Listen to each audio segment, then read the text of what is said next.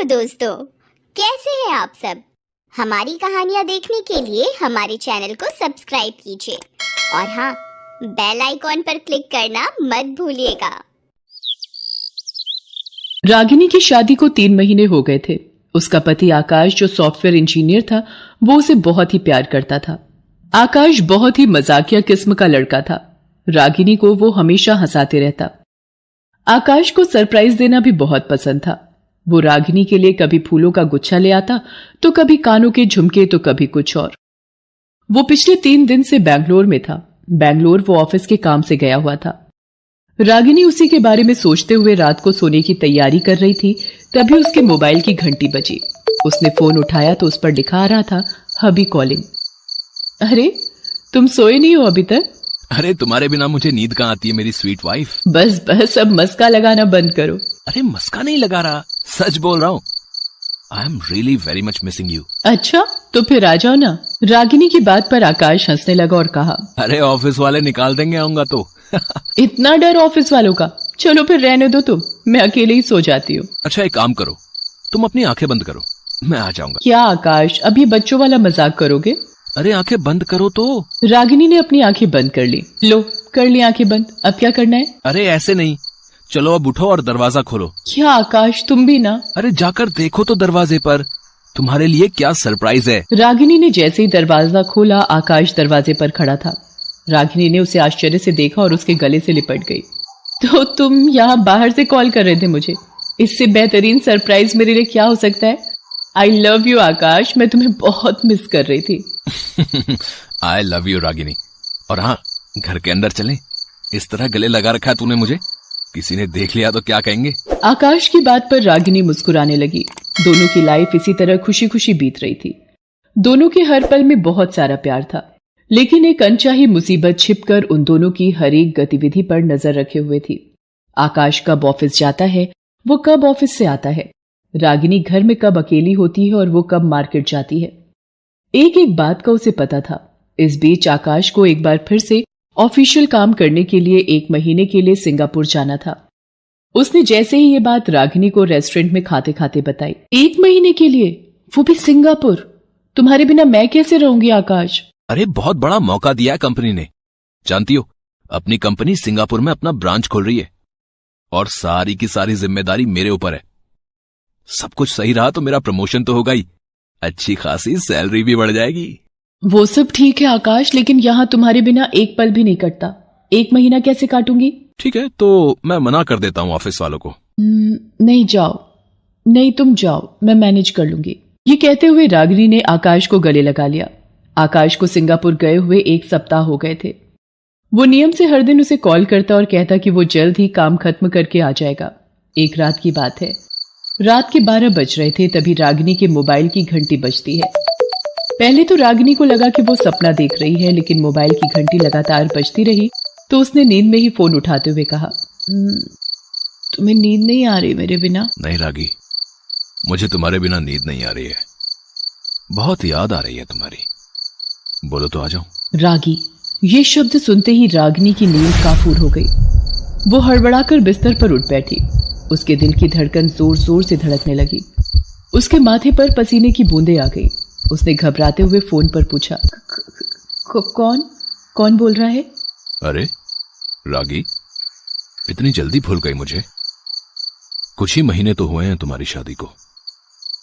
कुछ ही महीने में तुम अपने पुराने प्यार को भूल गई। उस प्यार को जिसकी बाहों के घेरे में तुम सबसे ज्यादा महफूज महसूस करती थी, जिसके साथ तुमने जीने मरने की कस्में खाई थी। This is not fair ragi, this is not fair. Ragini का दिल अभी भी जोर जोर से धड़क रहा था। उसके होंठ कांप रहे थे, उसके शब्द लड़खड़ा रहे थे। उसने अपने कांपते होठों से कहा, दिवाकर तुम? चलो, तुमने मुझे पहचाना तो मुझे खुशी है। तुम्हें अब भी मेरा नाम याद है। दिवाकर, तुमने मुझे फोन क्यों किया और तुम्हें मेरा ये नंबर कैसे मिला? अरे, हम आशिक कुत्तों की तरह होते हैं, सूंघ कर सब पता लगा लेते हैं।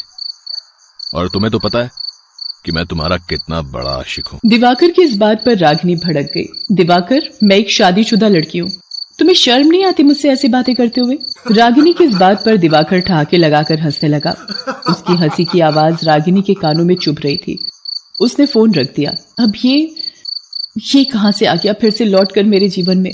वो ये सोच ही रही थी कि तभी फोन की घंटी बजी। उसने गुस्से में फोन उठाया और कहा, अजीब मेंटल हो तुम।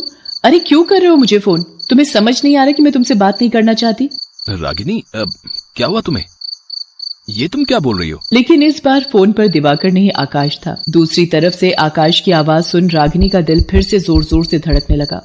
उसने डरते डरते कहा, आकाश तुम? क्या हुआ रागिनी? तुम बहुत डरी हुई लग रही हो। कुछ बात है क्या? और ये तुम किसे कह रही थी कि मैं तुमसे बात नहीं करना चाहती? कुछ नहीं आकाश, वो लगता है मैं नींद में कोई सपना देख रही थी। आई एम सो सॉरी आकाश। अरे मेरे अलावा किसी और का सपना मत देखा करो, नहीं तो मेरा क्या होगा रे? आकाश के इस स्टाइल में बोलने पर रागिनी को हंसी आ गई। कुछ देर बात करके उसने फोन रख दिया। जैसे ही उसने फोन रखा, दिवाकर का फोन फिर से आ गया। रागिनी ने गुस्से में फोन उठाया। तुम पागल वागल हो क्या? क्यों कर रहे हो मुझे फोन? तुम मेरा पास्ट हो पास्ट। अब मैं शादीशुदा हूं, इसलिए प्लीज मुझे तंग करना बंद करो। ये कहकर वो फोन काटने वाली थी कि दिवाकर ने कहा, रागी फोन मत काटना, क्योंकि अगर तुमने फोन काटा तो तुम्हारी जिंदगी से बहुत कुछ कट जाएगा, जैसे कि आकाश जो सिंगापुर में बैठा है। आकाश? तुम कैसे जानते हो उसे? मैंने कहा ना, हम आशिक हैं, हमें सबका पता होता है। क्या चाहते हो तुम? तुम्हारा प्यार और पैसा दोनों। अगर नहीं दिया तो पुराने सारे फोटोग्राफ्स सिंगापुर में आकाश की टेबल पर होंगे। दिवाकर की बातों को सुनकर रागिनी का पारा फिर से चढ़ गया। बहुत ही लीचड़ किस्म के आदमी हो तुम। वो तो सही समय पर मुझे तुम्हारी असलियत का पता लग गया और मैंने तुम्हें छोड़ दिया। रागी, मैं जोंक हूं, जोंक। मुझे कोई नहीं छोड़ता। अलबत्ता मैं दूसरे के जीवन से खुशियां चूस चूस कर उसमें गम भर देता हूं। दिवाकर ने रागिनी से 50,000 रुपए मांगे और उसे मिलने के लिए सनराइज होटल में बुलाया। न चाहते हुए भी अपनी शादीशुदा जिंदगी को बचाने के लिए रागिनी मजबूरी में सनराइज होटल दिवाकर से मिलने पहुंची। दिवाकर ने जैसे ही रागिनी को देखा, उसने उसे गले लगाने की कोशिश की, लेकिन रागिनी ने उसका हाथ झटक दिया। ये क्या बदतमीजी है? दूर हटो मुझसे। बदतमीजी नहीं, ये मेरा प्यार है। अपना प्यार तुम अपने पास रखो, मैं शादीशुदा हूँ। अरे शादीशुदा हो तो और भी अच्छा है ना, आराम से दोनों प्यार करेंगे, तुम्हारे आकाश को पता भी नहीं चलेगा। चलो अब तड़पाओ मत, गले लग जाओ यार मेरे। दिवाकर ने रागिनी को फिर से गले लगाने की कोशिश की। उसकी इस हरकत पर रागिनी को बहुत गुस्सा आया और उसने खींचकर उसे तमाचा मार दिया। बेशर्म आदमी, अपनी हद में रहो। मैं यहां आ गई, इसका ये मतलब मत निकालो कि मेरे दिल में तुम्हारे लिए कुछ है। मैं यहां सिर्फ इसलिए आई हूं कि मेरी शादीशुदा जिंदगी को तुम्हारे जैसे नीच आदमी की बुरी नजर से बचा सकूं। और हाँ, ये रहे 50,000 रुपए। ये कहते हुए उसने 50,000 रुपए दिवाकर के मुंह पर मारे और वहां से निकल गई। लेकिन जैसे ही वो घर पहुंची, उसने देखा कि आकाश सिंगापुर से लौट कर आ गया है। उसे देखकर उसके चेहरे का रंग उड़ गया। आकाश, तुम कब आए? क्या हुआ रागिनी? मुझे देखकर तुम इस तरह चौंक क्यों गई? क्या तुम खुश नहीं हो मेरे आने से? खुश? हाँ, खुश हूं ना, बहुत खुश हूं। तुम्हें देखकर लग नहीं रहा है रागिनी। कुछ बात है क्या? कहीं तुम मुझसे कुछ छिपा तो नहीं रही हो? नहीं, तो मैं क्या छुपाऊंगी तुमसे? खाओ मेरे सर की कसम। ये क्या बच्चों वाली बात है आकाश? रागिनी, ये माना कि हमारी शादी को बहुत दिन नहीं हुए, लेकिन मैं तुम्हारे चेहरे को देखकर, तुम्हारी बातों को सुनकर पता लगा सकता हूं कि तुम परेशान हो। बोलो ना रागिनी, क्या बात है? आकाश की बातों को सुनकर रागिनी उसके गले लगकर रोने लगी और उसे दिवाकर की सारी बात बता दी। आकाश, मैंने कुछ गलत नहीं किया है। मैं तुम्हें खोने से डरती हूँ, इसलिए उससे मिलने गई और उसे पैसे दिए। मुझे माफ कर दो आकाश, मेरे पास कोई ऑप्शन नहीं था। रागिनी, तुम्हें मुझे ये बात पहले ही बतानी थी, लेकिन कोई नहीं, तुमने मुझे सब कुछ सच सच बता दिया। ये बहुत बड़ी बात है। देखो रागिनी, पति पत्नी का रिश्ता विश्वास पर टिका होता है, और ये विश्वास है तो छोटा शब्द, लेकिन सारी कायनात इसी पर चलती है। वो ये बात कर ही रहा था कि दिवाकर का कॉल फिर से आ गया। आकाश ने इशारे में रागिनी को कहा कि फोन को स्पीकर मोड में कर दे। रागिनी, तुम मुझे थप्पड़ मारकर तो आ गई, लेकिन तुम्हें पता नहीं है कि इस थप्पड़ की कीमत क्या होने वाली है। मैं तुम्हारा हंसता खेलता परिवार बर्बाद कर दूंगा। तुम्हारी सारी फोटो आकाश को तो जाएंगी ही, इंटरनेट पर भी उन्हें वायरल कर दूंगा। तुम्हें जो करना है कर लो दिवाकर, लेकिन हमारा परिवार बर्बाद नहीं होगा, क्योंकि जहां विश्वास होता है ना, वहां तुम जैसे दुष्ट अपने मंसूबे में कभी कामयाब नहीं होते।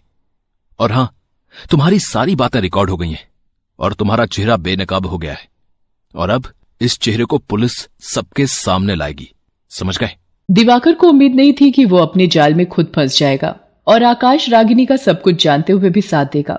बहरहाल पुलिस ने दिवाकर को ब्लैकमेल के जुर्म में गिरफ्तार कर लिया और उसे जेल भेज दिया। रागिनी और आकाश के बीच अब पहले से भी ज्यादा प्यार था, बहुत बहुत सारा प्यार। हमारी कहानियाँ देखने के लिए हमारे चैनल को सब्सक्राइब कीजिए और हाँ, बेल आइकॉन पर क्लिक करना मत भूलिएगा।